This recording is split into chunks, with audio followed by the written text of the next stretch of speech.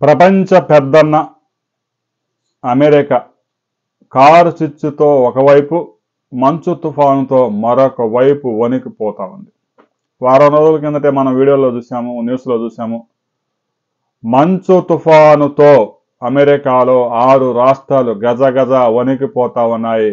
7 కోట్ల మంది దీని బారిన పడ్డారు. ఎన్నడూ లేని విధంగా మంచు తుఫాను వచ్చిందని.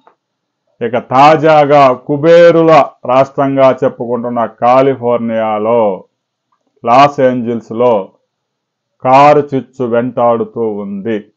ముఖ్యంగా హాలీవుడ్ నటులు, నటీనటులు నివసించే లాస్ ఏంజలస్లో కార్ చిచ్చు వేలాది గృహాలను దహనం చేస్తూ వస్తుంది. ఇప్పటికే 2000 పైగా లగ్జరీ హౌసెస్ కాలి బూడిదయ్యాయి.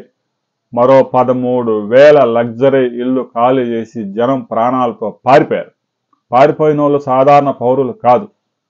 ఏదైతే బేవరీ హిల్స్ ఉందో, లగ్జరీ కోటీశ్వర్లు, అపర కుబేరులు నివసించే ప్రాంతం కూడా ఖాళీ అయిపోయింది. గంటకు 60 కిలోమీటర్ల వేగంతో వీస్తున్న గాలులతో ఆ కారు చిచ్చును అదుపు చేయటం సిబ్బంది వల్ల కూడా కావడం లేదు. దాదాపు 2 లక్షల మంది ఇల్లు ఖాళీ చేసి సుదూర ప్రాంతాలకు ప్రాణాలు రక్షించుకునేందుకు పారిపోవాల్సి వచ్చింది. 1993లోనే జపాన్లో క్యోటోలో జరిగిన సమావేశంలో శాస్త్రవేత్తలు హెచ్చరించారు. రాబోయే రోజుల్లో కనుక 2 డిగ్రీల టెంపరేచర్ వాతావరణంలో పెరిగితే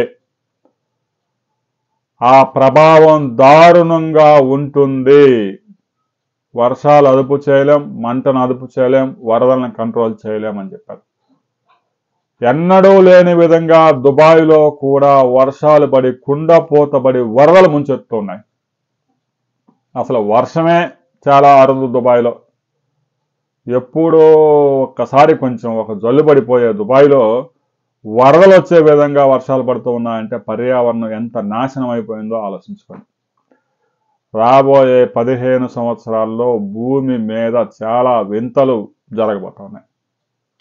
టెంపరేచర్స్ కనుక సాధారణం కన్నా 2 డిగ్రీలు పెరిగితే ఎంత పెను విపత్తో శాస్త్రవేత్తలు 3 దశాబ్దాల కిందటే హెచ్చరించిన దేశాలు కళ్ళు తెరవడం లేదు. కాలుష్యాన్ని కనుక, గాలి కాలుష్యాన్ని కనుక తగ్గించుకోకపోతే రాబోయే రోజుల్లో భూమి మీద మనుషుల మనుగడ కష్టం అనేది ఎలాన్ మస్క్ స్పష్టంగా చెప్పాడు. వేరే గ్రహాల్లో గనక మనుషుల మనుగడ గనక లేకపోతే భూమి మీద జనాభా అంతరించిపోతుంది, 0 అవుతుంది అని చెప్పి స్పష్టంగా చెప్పాడు అపర మేధావి. అందుకే వేరే గ్రహాల్లో మనుషులు జీవించడానికి అనువైన వాతావరణం ఉందా లేదా అనేది పరిశోధనలు జరుగుతున్నాయి. కాలిఫోర్నియాలో కారు చిచ్చు మీద మీ అభిప్రాయాలు తెలియజేయండి.